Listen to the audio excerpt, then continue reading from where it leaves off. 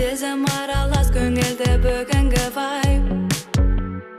Бәрі тамаша, алаңдама, бәрі ойдағыдай.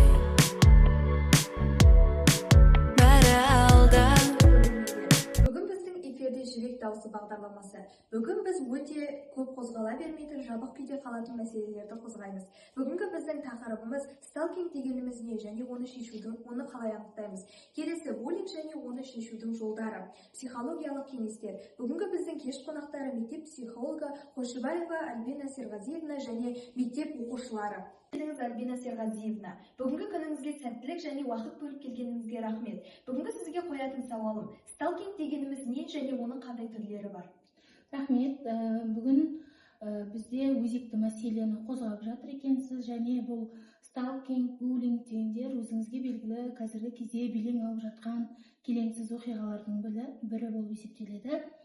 Жалпы сталкинг деген не? Сталкинг деген ол адамны еркінен тыс мәжбүрлеу, жүйелі түрде аңду және мәжбүрлі түрде қарым-қатынасқа түсу болып есептеледі. Жалпы сталкингтің түрлері өте көп. Ол аңду бірінші себеп. Аңду дегеніміз жалпы адамды үйінен жұмысына дейін аңду, немесе қандай да бір қыдырысқа, немесе басқа жерлерге, басқа көңіл көтеретін ортаға шыққан кезде үнемі артында бақылап жүру болып есептеледі. Одан кейін киберсталкинг деген бар. Ол яғни әлеуметтік желі арқылы, яғни оның аккаунттарын бақылау, немесе не салды, не қылды, жеке телефонына үңілу, жеке аккаунттарын алмастыру арқылы үнемі бақылауда ұстап отыру. Одан кейін қоқанлылықты көрсету, яғни бұл қазіргі таңда өте бұл мәселе негізі көп бұрын соңды қозғалған жоқ. Қазіргі таңда бұл еркін қозғалуда. Сондықтан қоқанлылықты көрсетіп, мәселені жарияламай, оған тыныш жерде немесе оңаша жерде үнемі өзінің қалай деп айтсам болады, өзінің қыспағын көрсету, қысымын көрсетіп жүру, және тағы біреуі ол адамды еркінен тыс өтірік айтуға мәжбүрлеу. Міне осындай түрлері бар. Жалпы қазіргі таңда мына сталкинг өте кеңінен айтылып жатыр. Негізі бұл мәселе бұрын соңды қозғалған жоқ. Біз мысалы буллингті қазіргі таңда үнемі мына мамандардың үздіксіз жұмысы бар, ата-ананың, педагогтардың, жалпы қоғамның буллингке назардан тыс қарамай жұмыстанғанының нәтижесінде біздер буллингті қазір ашық түрде айта аламыз, немесе буллингке түскен, буллингті көрсетіп жүрген оқушыларды болсын анықтап, олармен дер кезінде жұмыстар жасай аламыз. Тіпті анонимді түрде 111 номеріне хабарласып, кейде қандай да бір көмек керек кезде үнсіз қалмауға да балаларды үйретіп жатырмыз. Ал сталкинг ол қай кезден бастап жүзеге асты? Сталкинг 2025 жылдың 16 қыркүйегінен бастап бұл Қазақстан Республикасының қылмыстық кодексіне енді. Сол енген сәттен бастап сталкинг бізде жарыққа шыға бастады.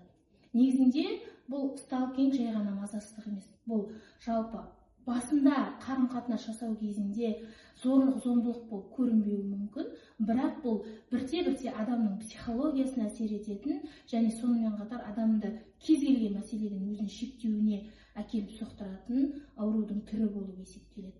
Негізінде осы сталкингтің кесірінен бізде қаншама Қазақстанның азаматшалары, бірнеше адамдар ештеңе айта алмай, қаншама адамдар өмірден де өтіп кетіп жатыр, тұрмыстық зорлық-зомбылыққа да ұшырап жатыр.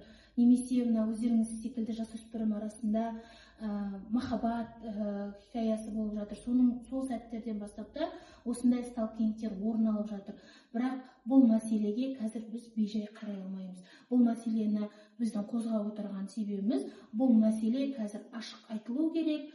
Ол тіпті былай қарағанда мектеп оқушыларында сынып арасында да болуы мүмкін. Яғни сталкинг ол түп мағынасы қызғаншақтықтан туатын аурудың түрі.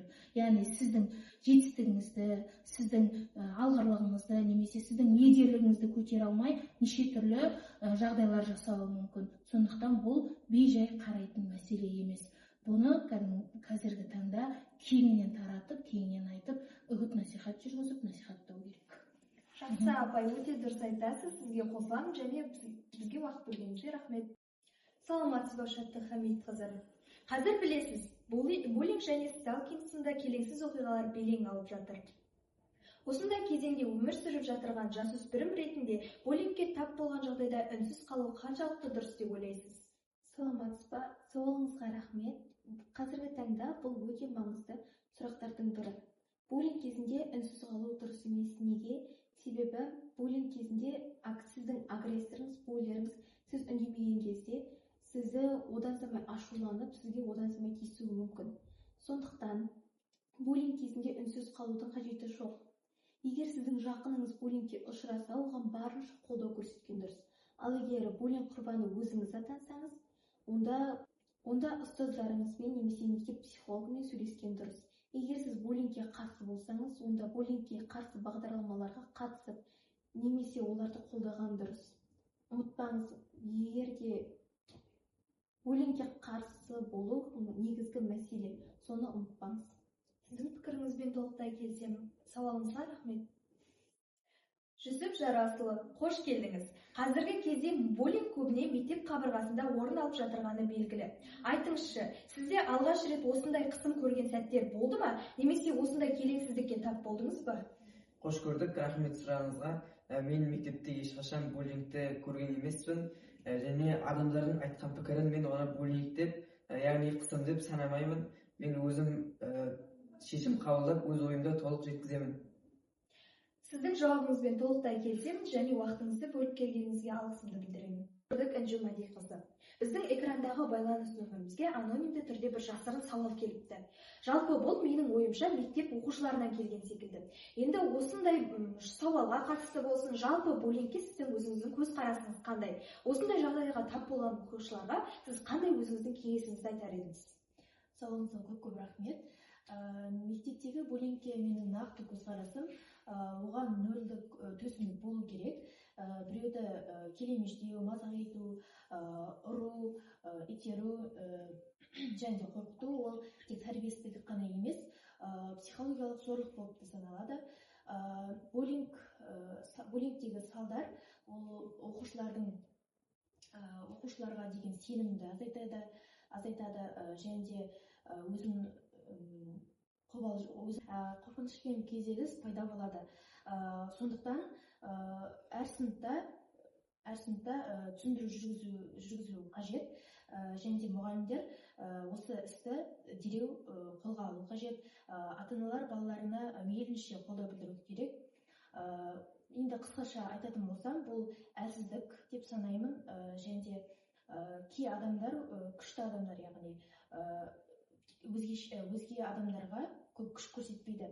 Енді мен осы ойымды нақтылай айта кетсем, мен мектепте болатын буллингке өте қатты қарсымын. Дұрыс айтасыз, сіз ешқандай қобалжымаңыз бұл жерде. Сұрақтарға толық жауап бердіңіз. Сізге көп рахмет. Сізге де. Саламатсыз ба? Айтыңызшы, Гүлдария Талғатқызы, жаңа буллинг және сталкинг кезінде тап болған кезде қалай шығуға болатынын қарастырған болатынбыз. Енді сізге сұрақ қойғым келіп отыр. Сіз осындай жағдай кезінде өзіңіздің шекараңызды қалай қорғайсыз? Сауалыңызға көп рахмет. Жалпы менің ойымша, жеке шекараны қорғау бұл агрессивті емес, адамның өзінің өз-өзіне деген құрметі. Біз осылай шекараны орната отырып, басқа айналамыздағы адамдармен керемет қарым-қатынас орнатып, өз-өзімізді құрметтей білеміз. Жалпы осылай шекара қоя отырып, біз тиімді тәсілдер жасай аламыз. Мысалы, ең бірінші біз өзіміздің шекарамыздың қайда орналасқанын білуіміз керек. Біреуге талап қоймас бұрын шекарамыздың қайда орналасқанын білуіміз керек. Мысалы, маған не жақпайды? Маған менің жекеме өйтіп сұрақтар қойып, мені мазақтау, келемеждеу, және екінші жоқ деп жауап беру. Көп адам жалпы жоқ деп жауап беруден қорқады, себебі оның көңіліне тиіп кете ме деген сияқты.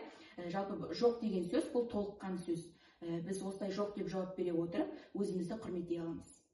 Менің сұрағыма толыққанды жауап бергеніңіз үшін сізге алғыс айтамын. Қош келдіңіз, Бейбіт Қалыбекқызы.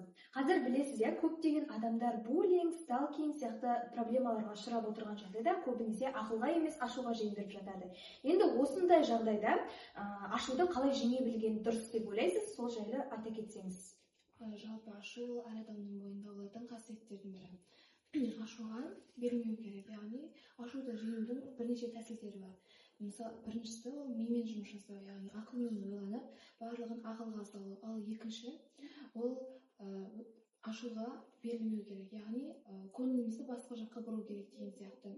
Мысалға, өзіміздің хоббиімізбен айналысуға болады, музыка тыңдау және басқа да нәрселермен айналысуға болады. Ал үшіншісі ол айқайға, ұрысқа салмай, барлығын жеңіл түрде шешу, яғни ақылмен жұмыс жасап, миды іске қосу қажет. Дұрыс айтасыз, қобалжымаңыз.